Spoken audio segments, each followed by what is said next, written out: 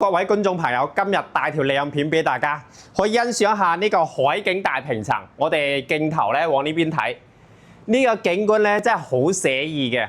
人生咧有幾個十年咧，我覺得一定要有頭屬於自己嘅大平層。咁望過去咧就我哋深圳前海啦，我哋稍微放大感受下。咁啊，深圳前海啲樓價咧10幾到20萬一方啦，企喺呢度嘅呢個單位嘅話，單價唔到2萬蚊。樓下咧就有中山港客運碼頭，你可以坐船仔翻去60分鐘，可以翻到香港中港城，包括你喺中港城過嚟都一樣嘅時間。咁樓下依家睇到呢一個空地咧，即係吉地啦，喺度整緊嘅，係我哋一個公交巴士站嚟嘅，即係方便第時有啲人坐客運碼頭翻嚟，方便坐公交嘅一個位置。但係都唔會嘈到你嘅，因為嗰啲聲音比較平和啲。感受下呢個露台，露台咧10幾米長嘅，呢邊咧屬於主人房嘅，但係你後續唔需要嘅話，呢度可以打通連通主人房。有需要嘅話，就好似依家咁樣分離開，更加有私密性少少。喺呢個陽台咧，我哋可以兩公婆攞張台出嚟飲下嘢，飲杯嘢，欣賞下呢啲景觀，我覺得好寫意嘅。嗰種就係幸福個味道啦。咁第時咧，我哋可以往左手邊睇咧，就係我哋深中通道。喺深圳揸車僅需要20-30分鐘就可以嚟到屋企啦。咁如果係香港嘅朋友走深圳灣口岸過嚟，即係揸車嘅情況下咧，都係1個鐘左左右右就可以到呢個小區啦。比較方便嘅。深中通道出口咧，就係我哋依家望過去有樓個位置，你喺度揸車直嚟就可以翻到屋企。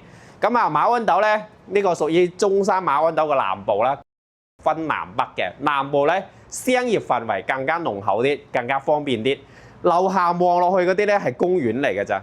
你第時食飽，即係想休閒嘅時候咧，你落樓咧就可以享受公園、釣釣魚、散散步、跑跑步，只不過係其中一部分嘅美好生活啦。咁咧馬鞍島咧仲有地鐵嘅，第時你唔想揸車，你可以坐個地鐵上到廣州，過到深圳都係冇問題。大客廳、餐客廳一體嘅，好闊綽。咁呢個位置咧就我哋通常日常翻屋企嘅光格防火門，子母門嘅設計，打開咧更加方便，你可以擠得落大件嘅東西。咁呢邊咧就電梯出嚟嘅，專梯專戶，即係私享電梯啊，私密性足夠嘅。我相信買大平層嘅人咧，通常都係追求呢啲咁嘅嘢。餐客廳一體，好闊綽嗰種感官啊！當我哋每日咧食飽睇電視嘅時候啦，咁坐低，哇！我就可以睇到呢個景觀，而且呢個景觀咧係永久性嘅，冇遮擋嘅，係一直都係咁樣嘅，唔會有其他樓宇擋住你，係咪？各方面交通又好，景觀又好，都係已經落成，後期咧唔會有變軌嘅。咁我哋往呢邊睇下。呢個主人房咧好值得我欣賞嘅，因為呢個主人房咧已經同香港我哋一啲屋企嘅人咁大，接近500-600尺嘅一個主人房，可以想像下呢個有幾闊綽。通常喺香港有啲人可能住緊都係200-300尺，但係呢個主人房都已經咁大啦。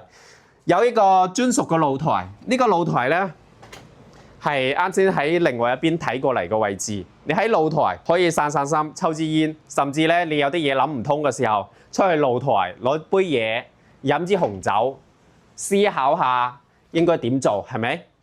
好舒服嘅。咁除咗呢啲好處咧，我哋通常晚黑瞓覺或者每日起床嗰一刻，你就睇到日出日落，好寫意。即係人哋咧要揸車先可以享受呢個景觀，但係咧你喺屋企就可以享受。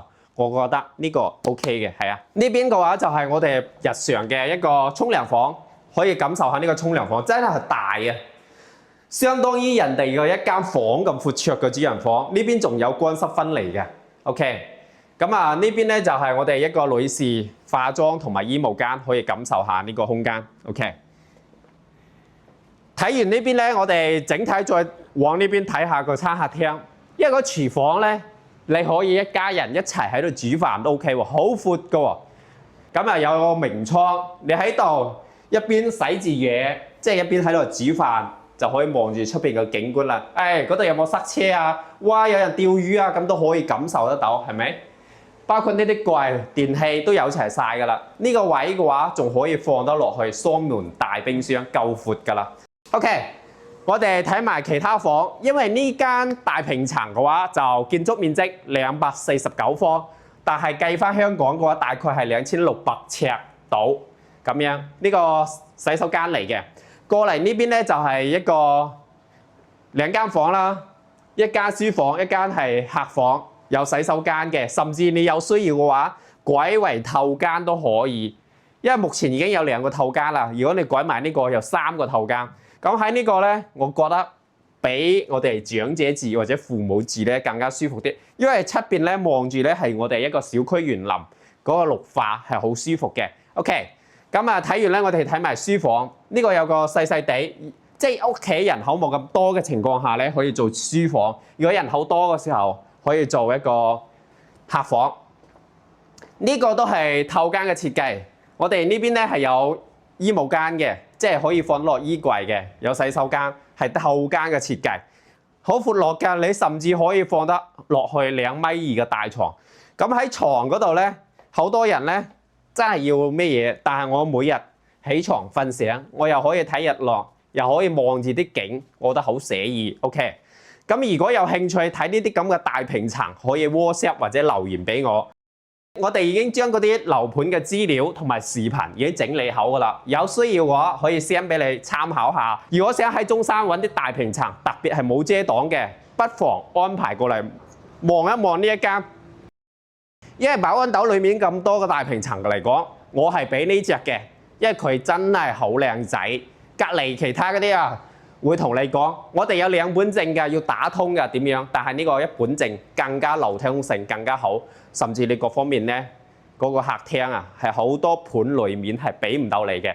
當然我哋依家同你講馬鞍斗呢個位置可能並不適合你，咁我哋都有其他區域嘅，我哋有珠海啊、江門啦都得，可以根據你個需求安排樓盤。OK， 咁我哋呢個大單位就到此為止啦。我哋仲有個細單位，一陣可以睇埋佢。啱先咧，我哋睇個單位咧，大單位啦，咁依家咧係睇一個中型嘅。222方，計翻香港嘅話2300尺，呢個單位就細少少，冇啱先嗰個咁大氣嘅，但係都可以用得唔錯嘅空間，因為佢個結構咧有啲唔一樣嘅。測下廳一睇，攝影師我哋可以出嚟睇下，感受下呢個景觀。佢一樣冇遮擋嘅，冇遮擋嘅視野，望落去咧綠油油個感覺。呢啲地方咧係我哋一啲公園嚟嘅，即係濱江公園啦，挨住海邊嘅。咁啊，平時散步係好舒服嘅。望過去嗰個位置咧，就係我哋深中通道啦。深圳揸車過嚟20-30分鐘就係嗰條線啦。咁香港揸車咧1個鐘左右啦。咁啊，望過去前面嗰笪有幾座高樓嘅位置咧，就係我哋依家喺網上經常宣傳嗰個睇日出日落嗰個地方啊。我哋日落打卡嘅位置就係嗰個位置啦。深中通道出口咧都係喺嗰個位置，包括依家18號地鐵線咧嗰個地鐵口咧都係喺嗰個位置現時嘅。當然後期嘅話，我哋呢個位置咧都會有地鐵口嘅。OK， 咁啊，基本上大致上係咁樣啦，就感受下呢個露台。露台就比較長嘅，你可以擺得落好多嘢啦，包括第時你可以同一家人、屋企人咁啊攞杯嘢飲下嘢，欣賞下呢啲景觀，真係好寫意嘅。第時有需要嘅話，甚至你封埋露台都可以，唔使咁多灰塵，係咪 ？OK， 大致上係咁樣。如果有邊方面咧，你又想了解，我又冇講到嘅，留言俾我，第時咧我再補充翻俾大家都 OK 嘅。OK， 咁啊，左手邊都有個透間嘅，我哋可以稍微望下。呢間房嘅話，我哋可以俾自己嘅父母住啦，即係長者住係 OK 嘅。佢連通陽台，咁佢每日起床咧都可以出去行下睇下出邊嘅景咧，我覺得都 OK。包括你喺床嗰時候都可以欣賞到出邊嘅景觀，透間嘅設計，咁啊佢更加方便啲。咁我哋主人房咧喺另外一邊嘅，想喺馬鞍斗揾啲大平層咧，我覺得呢個 size 係值得參考下。呢邊就係我哋廚房啦。咁你兩公婆就煮飯啊，或者平時啊燉下湯啊都 OK 嘅。櫃啊電器包埋晒啦，上邊咧有埋趟門俾你放得落雙門大冰箱。有埋中頭台，裏面呢度仲可以整個酒窖仔擺下啲嘢，同啱先個單位一樣，專梯專戶。平時翻屋企個位置就喺呢個位置啦。光格防火門、姊妹門開關，咁啊過到嚟呢邊咧就有個都可以實現透間嘅設計。實際咧係一個細房仔嚟嘅。改翻道門咧就可以實現透間嘅設計啦。呢間咧就係我哋日常嘅主人房，可以參觀下。呢個主人房同啱先有少少出入嘅。衣帽間，裡面有洗手間嘅。呢度咧就我哋平時休息區。呢個露台咧，佢主要係欣賞下邊嘅園林嘅位置。啱先係欣賞海景，兩個單位嘅情況有少少出入。呢邊另外一個透間，可以感受下呢個透間啦。都係有洗手間嘅，你可以作為一個客房或者長者房。OK， 今日睇個大平層咧，基本上到呢度。如果話有啲想詳細補充或者需要資料嘅，同我講聲。呢個係中山馬鞍島裏面設計比較靚仔嘅一個大平層嚟嘅。咁啊，其他盤嘅話，相對嚟講就冇咁絲張，即係可以用個空間咧，冇呢邊咁實際嘅。咁啊，價錢上面咧都比較吸引依家。有興趣可以入睇實體樓嘅。